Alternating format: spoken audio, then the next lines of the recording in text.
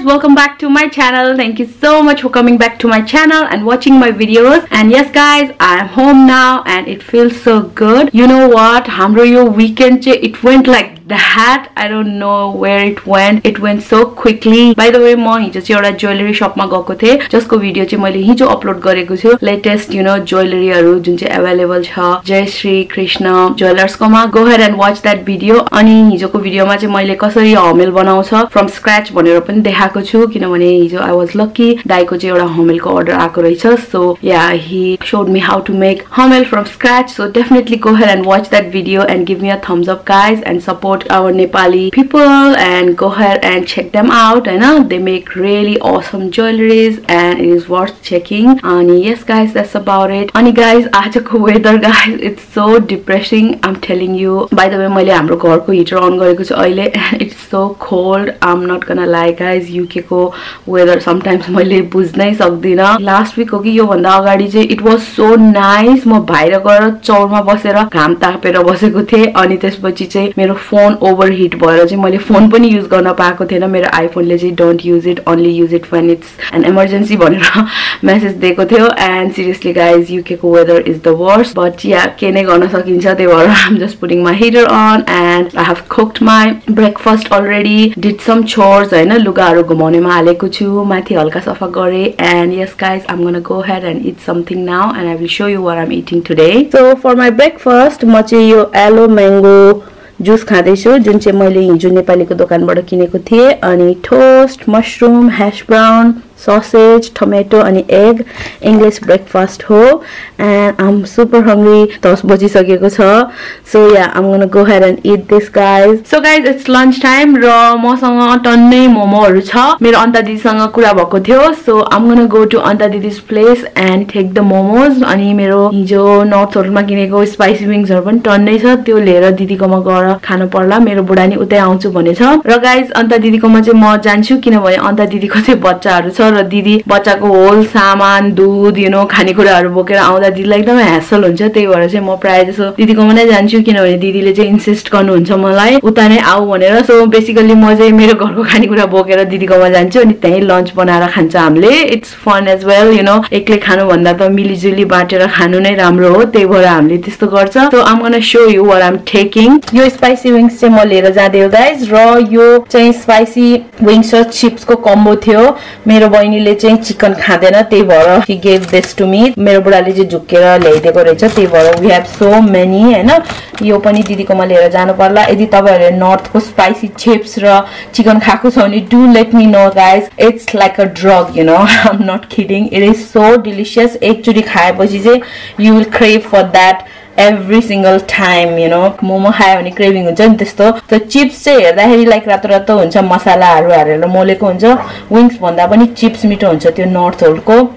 If you know what I'm talking about, do let me know. अनि गएको छ भने चाहिँ तपाईलाई कस्तो लाग्छ also let me know है. अनि यो किम्ची चाहिँ दिदीले मलाई मगाएको थियो अस्ति न जाँदाखेरि चाइनिजकोबाट. तर म चाइनिज जान पाएको थिएन अनि म नेपालीकोमा गएको थिएँ. नेपालीमा चाहिँ मैले यो एक्ज्याक्ट सेम किम्ची पाएँ तर यो चाहिँ 1 पाउन्ड महँगो थियो. तैपनि मैले लिदिएको छु दिदीलाई किनभने दिदीले मलाई पैसा दिइराख्नु भएको थियो अनि जसरी भने नि ल्याइदेऊ भनेको थियो. अनि यो फ्रोजन मोमो पनि लिएर जान लाग्यो. यो चाहिँ चिकनको हो. So yeah, त्यही नै लिएर जाँदै छु म. अनि I will see you guys at Anta दिदी's place. ल हाम्रो मोमो चाहिँ पाक्यो. यो चाहिँ हो किन मैले एउटा चिकन विंग्स खाथे त्यो हो. दिदीको चाहिँ सलाद मास्टर छ त्यही भएर दिदीले माइक्रोवेभ चलाउनु हुन्न. यसरी तताएको सुप पनि बनाएको छ है दिदी. दिदीको homemade soup with momo and chicken. अनि अब चाहिँ सर्भ गर्ने बुढाहरु आइसकेको छ. अन्ता दिदीले इशिताको रुम बनाइदिएको छ हेर भनेको थियो. ओ माय गॉड कति राम्रो भएछ है दिदी. कति पर्यो अमेजनबाट ल्याएको. वाह sticker pink bed so pretty. कस्तो राम्रो देखेको भाइ.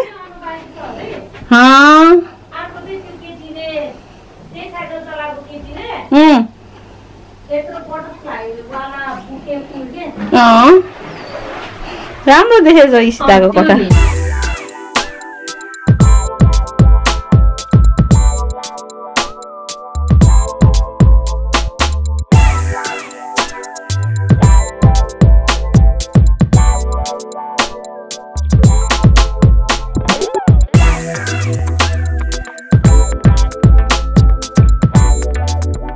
guys, म चाहिँ भर्खरै घर आइपुगे and it is so cold and I'm still wearing this jacket.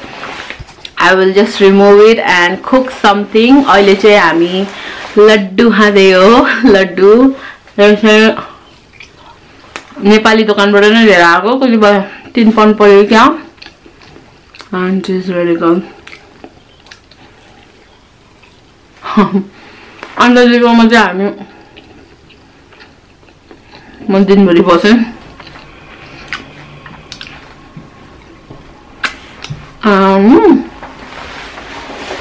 यो खोल्नु भयो. बाबु खाऊ तिमी नि लड्डु. लड्डु खाऊ के?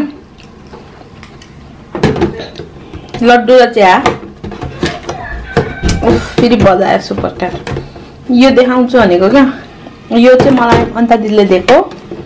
यो चाहिँ फेरि सोपको डब्बा हो, खाली डब्बा.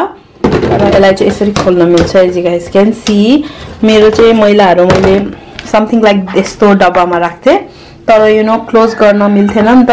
त्यही भएर मैले चाहिँ मलाई नि यस्तो चाहिएको छ दिदी भनेको नि. दिदी वाज लाइक मसँग टन्नै छ भनेर she gave me this one. यसमा चाहिँ मैला फालेर यसरी कभर गर्दा नि गनाउँदैन. त्यही भएर हो.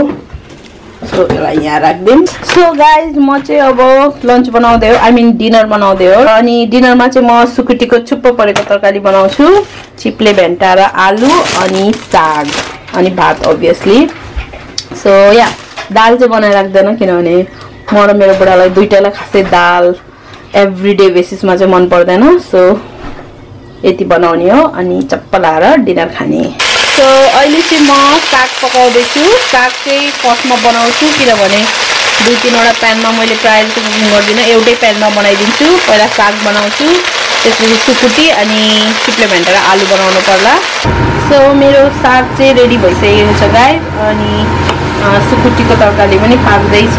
साग चाहिँ मैले हल्का नुन मात्रै हालेर बनाउँछु. To be honest with you. Just नुन, तेल अनि भयो भने सम जिरा हल्का 1 मिनट जस्तो फ्राई गरेपछि चाहिँ रेडी हुन्छ. अनि यसरी नै बनाएको मिठो लाग्छ. अलिक बढी के हालेको मन पर्दैन मलाई. हाल्न मन लाग्यो भने कहिलेकाहीँ लसुन कि त अदुवा हाल्छु मैले. नत्र इट्स जस्ट सिम्पल साग. यो सुकुटी चाहिँ मैले अहिले यसरी बनाउँदैछु. टमाटर हालेर हल्का छुप झोल बनाऊँ भनेर बनाएको हो. यसलाई चाहिँ मैले सबै हालिसकेको छु. यसलाई छोपेर पाक्न दिएको मात्रै हो. यो सुकुटी चाहिँ टु बी अनेस्ट विथ एकदमै छिटो पाक्छ हैन. 6-7 मिनट 8 मिनट पनि लाग्दैन. यसलाई भिजाउन नि पर्दैन. सो या पाक्दैछ. अब यसलाई 2-3 मिनट पाक्न दिने हो अनि रेडी हुन्छ. सो मेरो सुकुटीको डिस पनि रेडी छ as you guys can see. अनि यहाँ मेरो चिप्ले भेन्टा र आलुको तरकारी पनि पाक्दैछ साइडमा. आज चाहिँ मैले हल्का यो चिप्ले भेन्टा चाहिँ लामो लामो गरेर काटेको छु. अलि डिफ्रेन्ट स्टाइलले बनाऊँ भनेर. किनभने कहिले पनि मैले यसरी बनाएको छैन. This is my first time. I think इन्डियनहरूले यसरी बनाउँछ. So I really wanted to try कस्तो टेस्ट गर्दो रहेछ भनेर. सो मेरो चिप्ले भेन्टा र आलुको तरकारी पनि रेडी छ. And it taste and looks so good. And या यसरी लामो गरेर पकायो भने एकदमै सजिलैसँग पाक्दो रहेछ. सो भयो भने नेक्स्ट टाइम पनि यसरी नै पकाउनु पर्ला. र तपाईँहरूले पनि ट्राई गर्नु. थोड़ा खाएर देखाइदिन्छु. Perfectly cooked and delicious. अब चाहिँ भात मात्रै पाक्न बाँकी छ जुन चाहिँ अहिले पाक्दैछ. अब म मेरो किचन हल्का साफ गर्छु अनि यो चिप्ले भेन्टालाई चाहिँ छोपेर उठेर पाक्न दिन्छु अझै. अनि एकछिनमा डिनर खानुपर्छ. सो आज चाहिँ सलादमा मैले क्यारोट, क्युकम्बर अनि यो र गार्लिक प्लस टमेटो पनि काटेको छु.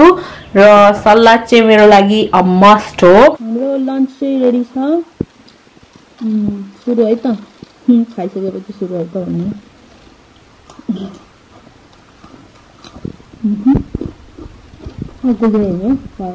Okay guys, that's all for today. अहिले हामी ब्रेकफास्ट हेर्दै हो र ग्रीन टी पनि खाँदै हो. कस्तो लाग्यो आजको blog? Do let me know. अनि थ्याङ्क्स फर वाचिङ. बाई.